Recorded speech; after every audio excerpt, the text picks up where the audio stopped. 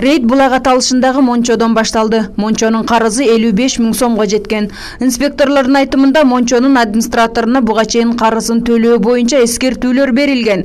Бирок алар карызын төлөгөн эмес. Эң бир мындай бир проблемный неме да.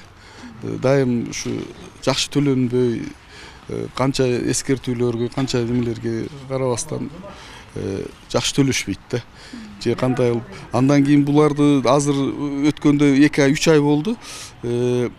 АКБ Кыргызстан банктын немесине карамаган өттү деп письмо келген. Ошолор карызды жаап бере турган болуп. Бирок буга да уже 3-4 ай болуп кетти, бирок неме жыйынтык чыкпайт, жок да. Өзүн администратормун деп тааныштырган Булайым Мончону жакында эле сатып алганын айтат. 55 000 сом мурдагы иштегендердин карызы болчу деп актанды. Бирок ага карабастан суу түтүгү бекитилди. Контролер айтып атат го, ошол менен сүйлөшө бериңиздер. Мен тартып дүйнө жүзүгө чыгарганыңыздар менен эл билет, бардыгы ошол. Мен мисалы бир нерсе деп качпай атабыз, бир нерсе деп төлөбөй деп атабыз. Просто бул баягы эскиден калган остатка сумма биздин эмеге өтүп калган. Бизге өтүп калган. Андан бери ай-май төлөнүп кетип, просто 2-3 ай төлөнбөй калды. Ошол эле. Менден көп деле 70 000, 80 000 болсо керек. Бизге просто мурдагынан калган эски остатка бул. Ону биз эч нерсе деп жашыра албайбыз, эме кылбайбыз ушул. Остатка болгондо мурда башка адамдарды Мурда башка адамдардан болгон, ошол бизге өткөн. Биз ошолду просто баягы өткөрүп алганда ошолорду караган эмеспиз. Ошол эле, башка эч эмеси жок. Ал эми алып лагерь эс алуу жайынын карызы 25 000 сом. Инспекторлордун айтымында аталган эс алуу жайына да бир канча жолу эскертүү берген. Бирок администратор 25 000 сом карыз тууралуу бүгүн уккандыгын айтты.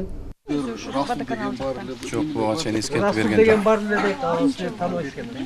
Биринчи жолу кагаз иштекке берген жок. Ай сайын 4 000 сомдон беребиз. Так башка нерсе бербейт. Айтканыбыз. 25 000 карыз экен, сиз азыр болотсуз.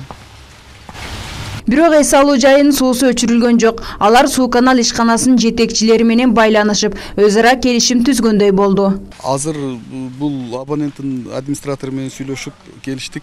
Эртеңки понедельник күнгө чейин карыздарымды төлөйм деп сөз берип уада берди. Ошон үчүн кечиртип турдук биринчи жолу. Инспекторлор андан соң Ош курулуш колледжине барды. Колледждин сууга 66 000 сом карызы бар. Директордун орун басарынын айтымында колледж бюджеттик мекеме болгондуктан мамлекет акча которсо гана карызын төлөй алат. Бирок текшерүүчүлөр карызын төлөбөсө суу өчүрүлө тургандыгын билдирди. Талай. Мага акча түшсө анан беремби же мен кантип таап берем? Башка организацияда. Жок, билдим организация. Ошо бухгалтериңе көргөздүм. Мына акча түшкөн жок. Интернеттен чыгып калат. Бизге канча акча которулган. Ону көрдү. Аны мага жазып берди. Сиз мындан чыгарттар экенсиз. Бул туура деп мага жазып берди. Китап сени көрсөтөйүн мен сага. Мына бухгалтерим. Чүрү көргөзөйүн. Сиз бухгалтерсизби? Мен зам директормун. Хозяйственный часть боюнча. Часть боюнча. Анда ушуну өчүрүп кетели. Качан отурушсуздар анан аласыздар. Бул өкмөттүккө да. Бул жерде окушат. Внутренний суулар. Сени өчүрүп койсоң, эгер мен өзүмдүн жанымда менчигим болсоң өчүрүп койсоң болот. А мага өкмөттөн акча бербесе мен сага кантип акча төлөп берем? Биз эмне кылышыбыз керек? Сиз бербесеңиз, войсковой часть бербесе, больница бербесе, МВД бербесе, жүрөшүбүз керек. Талай сен мындай туура сүзөң өткөндө жигиттериң да жүрмүздүр. Башка ишкаларга отуруп ай сайын сурайт, финателден сурайт же башкадан сурайт, эмне отурушум керек деп ай сайын отуруп атат. Эмнеге силерди түшпөйт, башкаларды түшөт? Бирок сууну өчүрө турган бөлмөнүн ачкычы табылбай калды. Ошо келип түшпөгөн акчаны мен сага кантип алып берем? Түшүнүп атасыңбы? Бул менин чөтөгүмдөгү акча эмес. Сиз бербесеңиз, сиз акча бербесеңиз, башка ишкана бербесеңиз, мен кантип суу беришим керек?